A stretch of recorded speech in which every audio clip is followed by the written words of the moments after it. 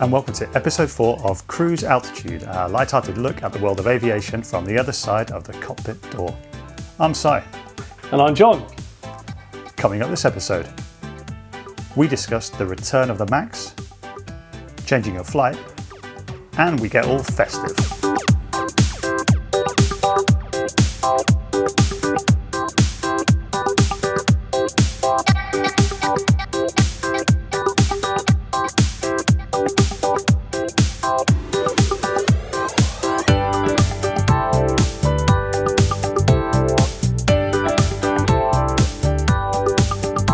So John, most pressing issue this week, have you got your tree up yet?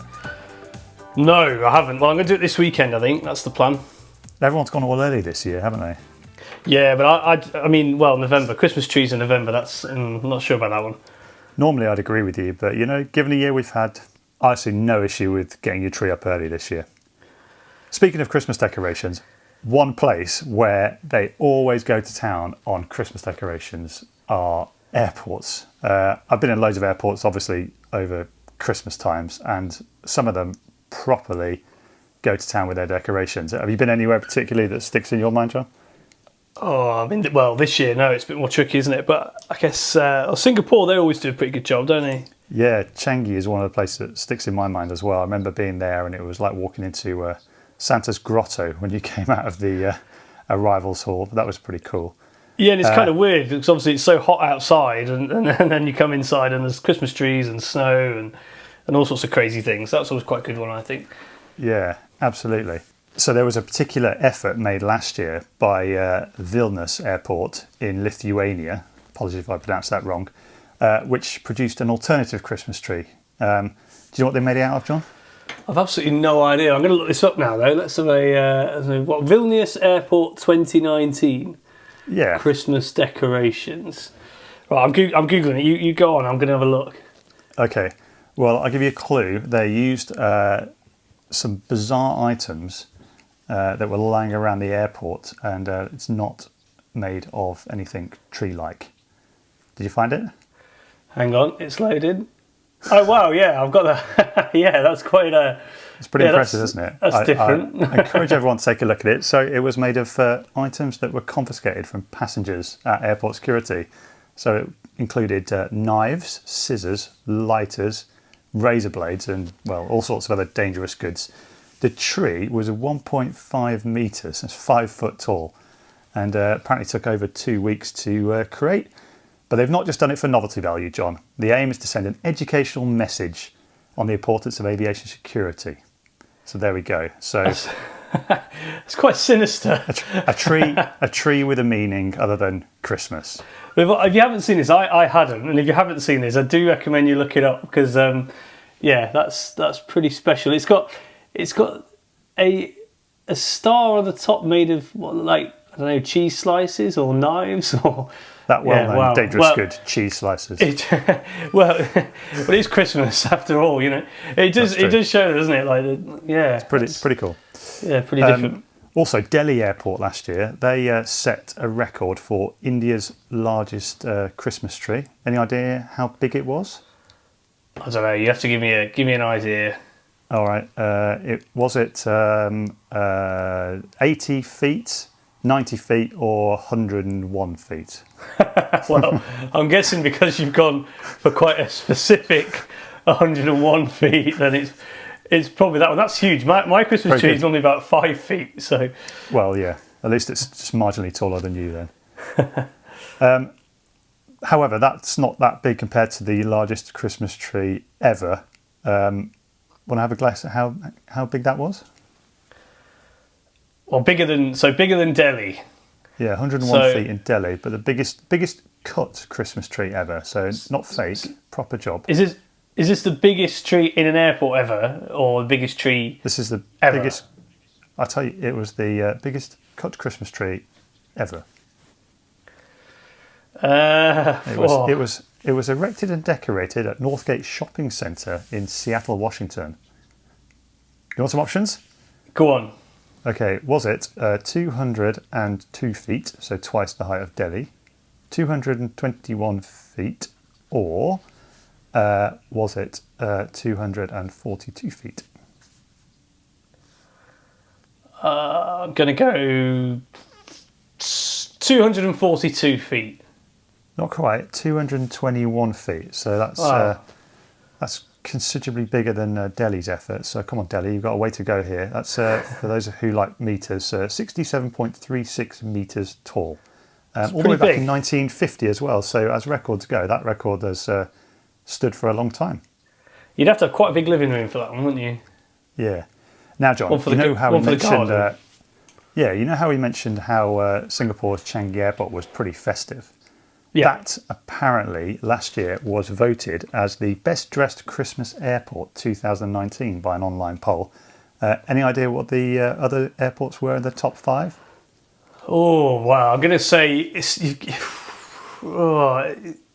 got to have maybe somewhere like Finland or something like that. Sort of, you know. Helsinki, number 4, very good. Good. Well, the Think US Christmas markets. Christmas markets. Well, Manchester. No, sadly not. They do a really, really good Christmas market in Manchester. Well, I think more traditional Germany. Christmas markets. Yeah. Frankfurt. Close. Munich. Let's go Munich. Munich, number 2. Very good. There you see. Number 3 and number 5 to find. Number 3 and number 5. Play or pass? I'm going to go... Oh, let's go for somewhere in California. San Francisco. That's number 6. Good efforts. There was a song sung by a guy whose first name is the same as yours, and his second name is the same as the city. Is the name of the city John? Somebody. John. Country Road, Take Me Home. Oh, Denver. Colorado. Yeah, I suppose Number that's 5. Yeah. One more to find. This place gets really cold in the winter. It's very Christmassy. Really coldest. Well, the coldest. Oh, yeah. Well, aside from Finland, think Home Alone. Aside from Finland, the coldest place I've been in the winter is Chicago. Correct. It's the only place I've worn a ski jacket inside. There you go. Freezing. Freezing. So yeah, Singapore Changi Airport last year apparently had makeshift forests, a winter wonderland, and drone snowflakes as part of its decorations. Munich obviously had a full-blown Christmas market inside. Wow, that's pretty cool. Chicago O'Hare featured a Polar Express Santa train. It's pretty cool. Denver had its very own ice rink. So if that doesn't keep you occupied while you're waiting for your flight, then I don't know what will. Bit more ambitious than I'm going to go for this year. Yeah. Anyway, John, all this talk of Christmas trees and Christmas probably suggests that you and I have not been doing an awful amount of flying recently, which is a bit of a shame, but it is the way it is at the moment. What have you missed about working and flying recently? Well, I guess travelling.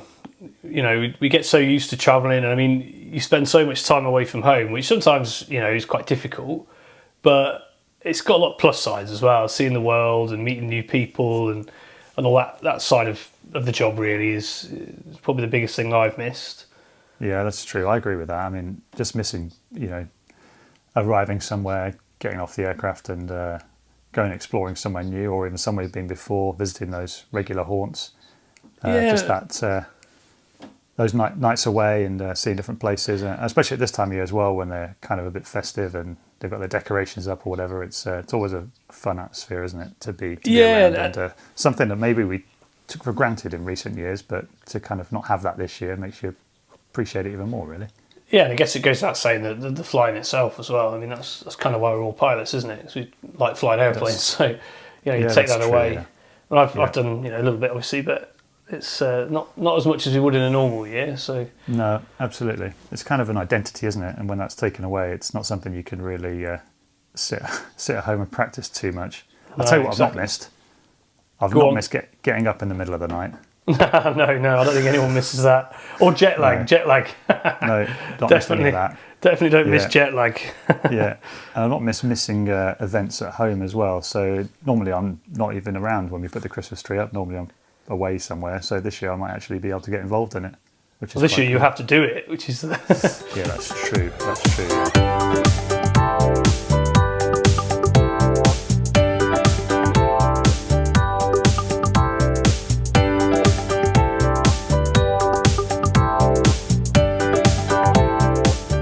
There's been loads of news since our last episode and some really positive news as well, such as the rollout of the COVID-19 vaccine, really significant improvements in airport testing and reductions in quarantine. But one thing in particular that caught my eye, John, was the news about the Boeing 737. Yeah, so return of the MAX. So this is all about the return to the skies of the Boeing 737 MAX. So yeah, you're absolutely right. It's all come out in the last few weeks. The FAA in America have announced that it can fly again. Yeah, and this is after the 2 accidents in 2018. Yeah, that's it. So Lion Air 610 in October 2018, and then Ethiopian Airlines 302 in March 2019. So if you're not familiar with that, I'm sure you are. But 2 awful accidents. In total, 346 people very unfortunately lost their lives.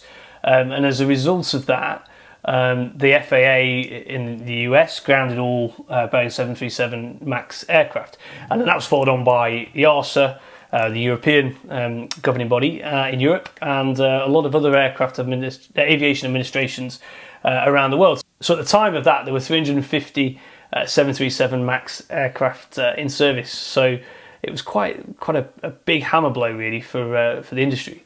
Yeah, that's a lot of aircraft who have been on the ground for a long time, really. So what's changed since then? Well, since then, Boeing, the manufacturer of the 737, has been working very hard on lots of modifications.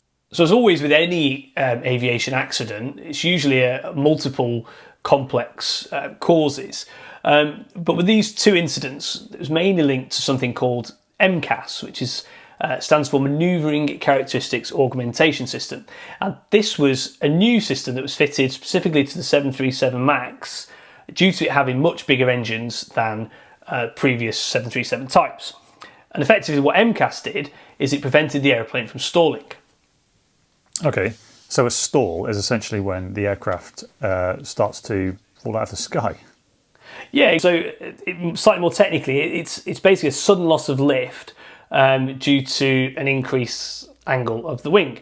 And what the MCAS system does or did, it detected that and pushed the nose down. And that helps to break the stall by increasing the lift. Yeah, exactly that. And so these stalls are detected by something called an angle of attack indicator. Pretty much all aeroplanes, or certainly all commercial jet aeroplanes, would have one of those. So the 737 has got 2, but only one of those was used for the MCAS. And if that angle of attack indicator fails, then it could possibly unnecessarily push the nose down and make it harder for the pilots to override. And basically, that is what happened in both these incidents. So essentially, the pilots couldn't override the new computer system that had been designed to help them out, but actually was creating a bigger problem than anticipated. Yeah, so it seems. So since then, Boeing have been working on lots of modification. So essentially, the MCAS system has been modified to now use data from both sensors, so 2 angle of attack sensors, and it will only activate when a potential stall is indicated by both of them. So, and if the data from both sensors differs, pilots will be given a warning, an angle of attack warning, or an angle of attack disagree warning, which means that they can then take action themselves.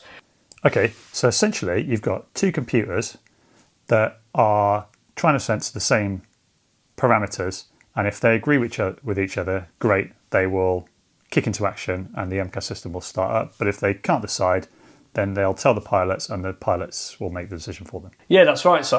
And another thing that's come out of this is that pilots will now receive much better training on the system, because that was something that was criticised first time around. And the FAA will have to approve all that training. And on top of that, there's lots of other much smaller modifications that have made. But all in all, effectively, they make the aircraft much, much safer. So that's all the FAA in America that have done this regulatory approval so far. So what's the situation in Europe currently? So EASA, which is the European equivalent of the FAA, they've also been keeping a very close eye on it all, as you would have expected. And they've published a proposed airworthiness directive. So they're going to launch a 28-day consultation, which is, I believe, ongoing at the moment. And if they look at all the data and they're happy with everything that Boeing have done, and it all passes, and that means the aircraft could be approved again to fly in Europe from January 2021. Okay, so I suppose the question that people will be asking, and this is not just customers who want to travel on the aircraft, but also pilots. Is it all fixed now then? Yeah, that's the million-dollar question, I guess, isn't it? Well, obviously, it's been a very high-profile story. So for the FAA and for Boeing, they've been under huge scrutiny over this. And the design and safety testing they'll have been doing will be massive. It will be to probably the largest extent we've ever seen, I guess, the maximum possible. I suppose it will still take time before the aeroplane will be flying with passengers again, and the airlines will be wanting to trial that. They'll be wanting to look at passenger confidence, and I know one operator in the US, I think, is looking at that already, and there's been talk of doing flights just with employees initially to try and build confidence in the aeroplane. But I'd say it'll take time before the aircraft are flying with passengers again. They all need to be modified. And all the pilots will need to be trained in the simulator and on the aircraft. But he also released a statement. Their executive director is a guy called Patrick Key, and he said that he's confident they've left no stone unturned in their assessment of the aircraft with its changed design approach. And I think what's important to remember is, the Boeing 737 is not a new aeroplane. The MAX is a modified design of the 737, but essentially it's a basic design that's been flying for a lot of years. And over 15,000 aircraft have been ordered since its first flight way back in 1967. So as I say, in the latest generation, it's got huge trust to rebuild. But I personally would feel quite sure that a huge amount of work has gone in to make it as safe an airplane as it ever has been. And I suppose now it's all about trying to restore the public trust. Yeah, absolutely. That's going to be the key thing from now. And it is essentially, as you say, a modified 737 in the sense that the A320neo family is a modified A320 with some new technology to bring it up to modern day levels and make it a commercially viable aircraft to fly in 2020 and beyond. Yeah, and I think that obviously with the 737 there was some sort of reasonably big structural change with putting these much bigger engines, much more efficient bigger engines on the wings, and this MCAS system was designed to try and counteract any negative handling characteristics of that. And very tragically, it didn't work first time round. But I think, as I say, there's been so much pressure and attention on Boeing and the FAA that I would feel fairly confident that the work they will have done will have fixed the issue.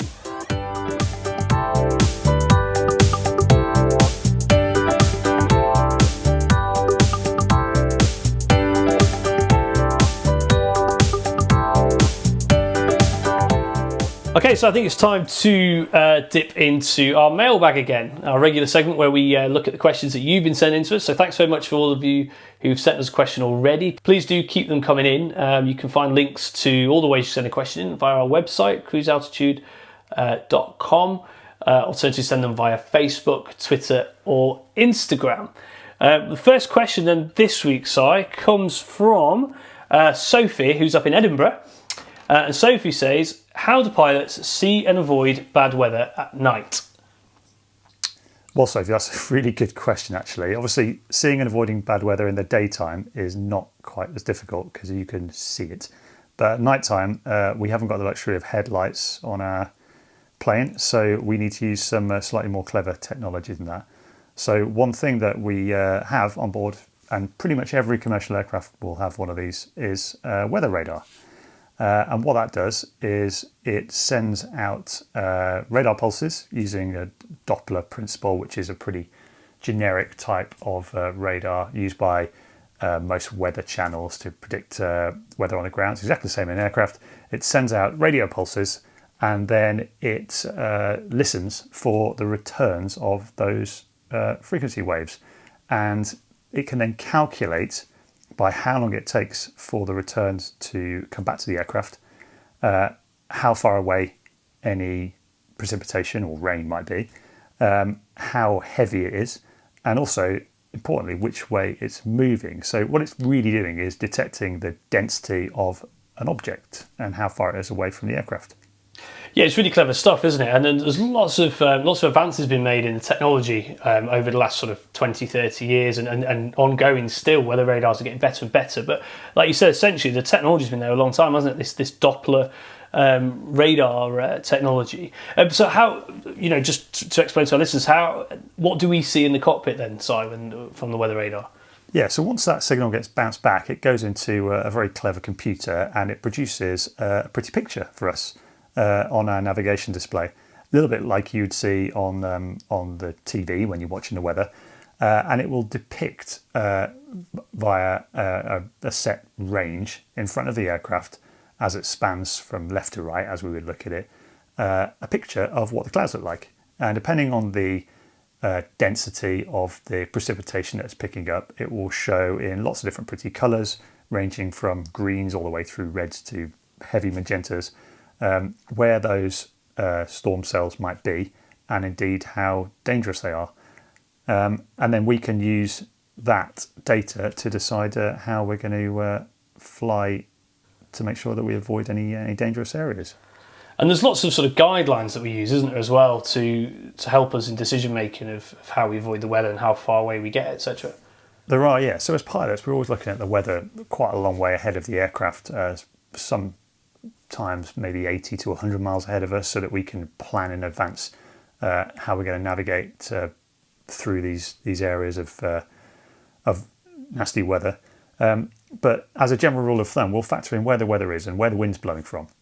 And what we will normally do is try to navigate what we would call upwind of a storm cell. So if the wind's blowing from the left-hand side, we want to head to the left of the storm cell.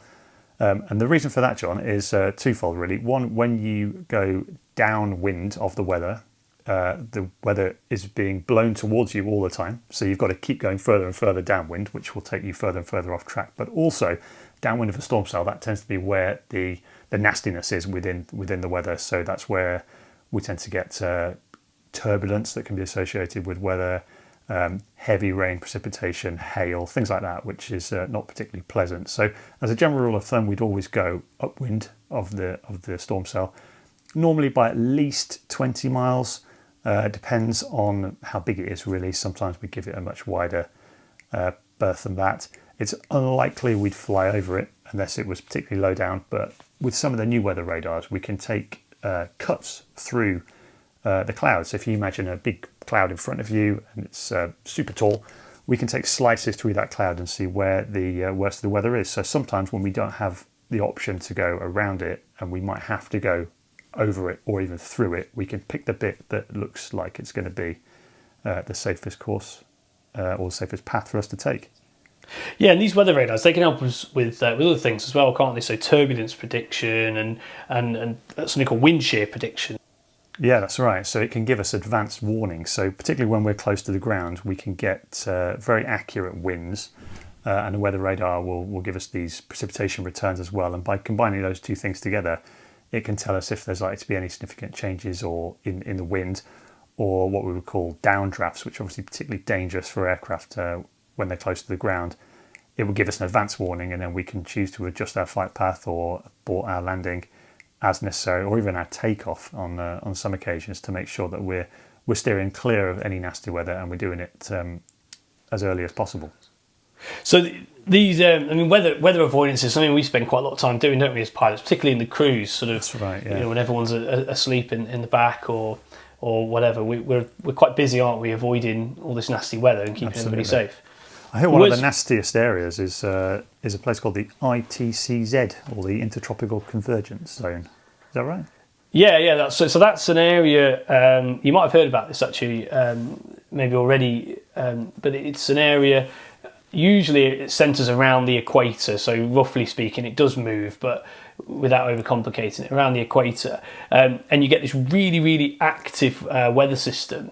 And so obviously if you're flying north to south, so from sort of North America down to South America or Europe down through Africa, then the chances are you have to fly through this area. So these weather radars are really, really important, and say particularly at night, but also during the day as well, to give us a good idea of where the worst of the weather is. Because flying through the ITCZ, you're going to be avoiding a lot of clouds and a lot of storm cells, and it's finding the right path through them.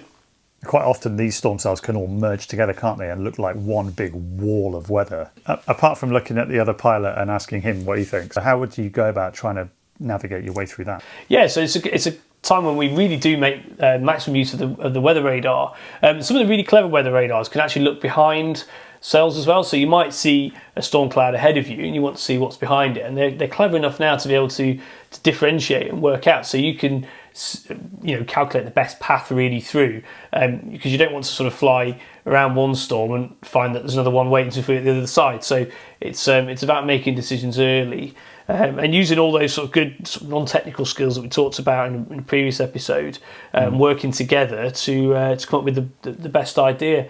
One of the really cool things that I'm sure you've seen as well, Si, is something called St Elmo's Fire. Yeah, that's pretty spectacular, John. And the first time I saw that was on my first ever commercial flight, and I was heading down to Faro. It was my first flight. I wasn't even flying a plane. I was sitting on the jump seat observing, and we descended into Faro. It was quite a stormy evening, and all of a sudden the cockpit window just became alight with this St Elmo's Fire, which is it's basically static in the air, isn't it, and produces this kind of electrical effect. So if you imagine fork lightning on the horizon, it's effectively that in miniature effect on the screen or the windscreen of the cockpit, and it illuminates the whole thing and lights it up kind of like a Christmas tree. Yeah, it's like little sparks, isn't it? A sort of sparks of blue or blue-violet light all across the window. It's really spectacular, isn't it? It is. Do you know where the name? Because I looked into this because I thought why St Elmo's Fire? Where does that come from? Do you know where the name comes from? No idea. Well, there you go. So it's named after St Erasmus of Formia, and he was or is the patron saint of sailors. Oh, and St Elmo is his Italian name, apparently. There you go. There you go. So yeah, and that's to your question, Sophie. It's not easy to navigate bad weather by night, and our primary tool that we have is radar. Do you know what radar stands for, John? Go on. Radio detection and ranging. Well, there you go. Every day's a school day. Yeah. Great question there, Sophie. Thanks very much for that. Yeah, great. Great question. So, second question this week then, Si. A bit more of a tricky one for you. This comes from Chris in Worcester. And Chris says, I've noticed that since COVID, airlines have amended their policies and restrictions surrounding change fees. Why is this, and why do they exist in the first place? So I guess this is about, if you book a flight, how much it costs you to change that flight. Yeah, great question, Chris. And this is something that is it's very COVID-19 related in the reason for it occurring. And to be honest with you, Chris, this is not really for us to comment on with regards to individual airline policies, because every airline will have its own reasons for setting certain fees and have its own view on this. But what we can explain is some of the economics behind it and why they traditionally were in place in the first place. Why this fee really existed. So just to simplify it for me then, Si, what is a change fee? Yeah, so it's important, John, not to be confused with a change in fare. So a fare change would be the change in the price to the new flight ticket. So if you went out and you bought a flight and that flight cost you $100, then you wanted to change that flight to a later date. It may be that new flight was more expensive. It might be $150. So you would therefore have to pay the difference between your original fare and your new fare. So in this case, $50.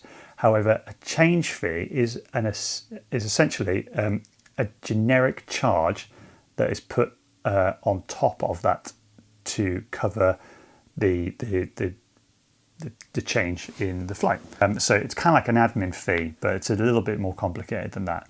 And this could be, it's normally a generic fee and it's not representative of how much the flight cost, and it'll be per person per flight. So a family of 4, you're going to pay it 4 times. So why the change then? Why have airlines got rid of this change fee? Yeah, so as I say, it's been kind of driven by the pandemic really, because if you think about it, if you're having to pay to change your flight, you're probably more incentivized to take the original flight. But in the case of COVID, we don't really want people traveling sick. So what airlines have done is they have waived these change fees to allow people to change their time of travel to a time when hopefully they're feeling a little better, because they don't really want to be incentivizing people to travel when sick. So what, I understand that then. So what was the reason for these change fees in the first place then? Why do airlines have them? Yeah, well, I suppose you have to think about a seat on an aircraft as kind of a perishable product. It has a shelf life. So if we book a seat on a flight and that flight departs in 3 months' time, the airline has 3 months to try and sell every seat on that flight. However, once that flight departs, if there are any seats that remain unsold, they can no longer sell those seats. So what they don't want to do is to sell 300 seats on an aeroplane and then the day before everybody turn around and go, oh, I don't want to fly on that plane anymore. I want to move my flight to 2 months later. In which case, the airline's then got essentially no time whatsoever to resell those tickets, and the aircraft will fly non-empty. So by introducing a change fee, that means that they claw back some of that lost revenue and hopefully incentivize people not to change their ticket.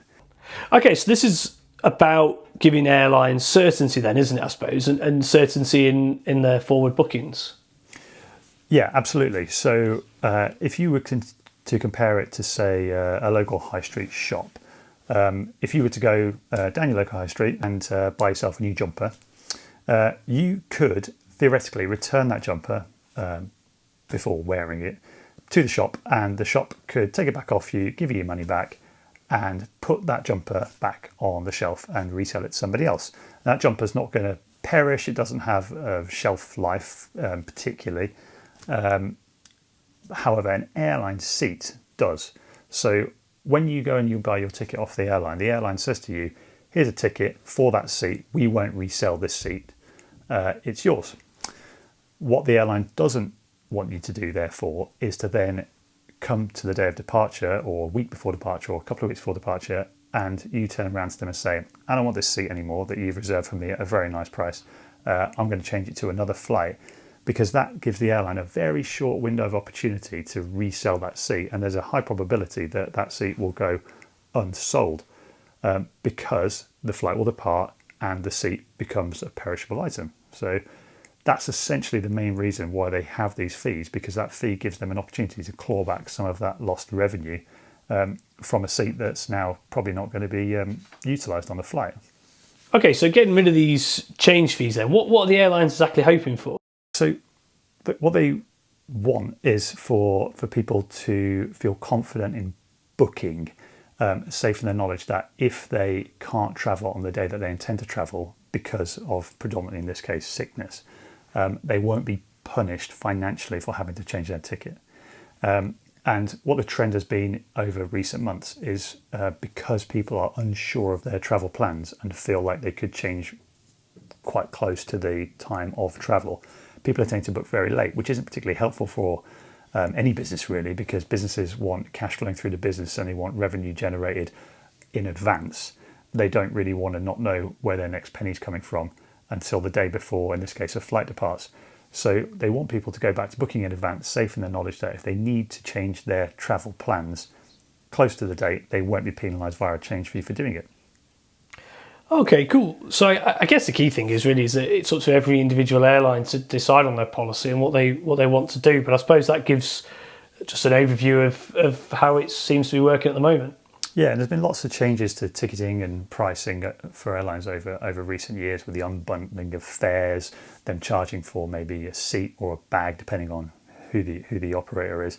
And this is just another one of those kind of hidden charges within the package that has now come to light. But interestingly, it's not come to light because of economics and the changing airline models, but it's been driven purely by the pandemic. And I think it's important to stress here, John, that there are many options for airlines going forward, and it's not for us to speculate as to how they will deal with this in the long run, but it's certainly worth noting the significance of this change right now. Okay, cool. So that's really good. That's quite in depth there, Si. And good question, Chris, because it's quite a complicated topic. Something I'll be honest with you, I didn't know a huge amount about before. So, so I hope that answers your question, Chris. I get a lot of people ask me questions, John, and I think it's what Chris was getting at. It's, well, I want to change my flight, but why is it costing me this much to do it? And I think if you think about it in that kind of as a perishable commodity for the airline, then it probably helps people to understand why there are or have traditionally been charges in place for doing that. Yeah, that's really good. Cool, excellent. Well, thanks for that, Chris. Great question. I think, Si, we're running out of time this episode. I think that's all we've got time for. And we've had so many questions coming in. Please do keep them coming. We're going to try and get through as many of them as we can over the next few episodes. So if you didn't hear your question answered this time, then keep listening out. And as I say, keep submitting questions. You can do that via the website, cruisealtitude.com. All the links to our social media pages are on there. But for this week, Si, I think that's about all we've got time for. Hope you've enjoyed it, and see you next time. Thanks for listening. Keep it down to earth with Cruise Altitude. Thanks for listening to Cruise Altitude. Don't forget to subscribe via your favourite podcast provider, leave us a review and get in touch via Facebook, Twitter or Instagram. Links can be found over on our website, cruisealtitude.com. A down-to-earth podcast from Cruise Altitude.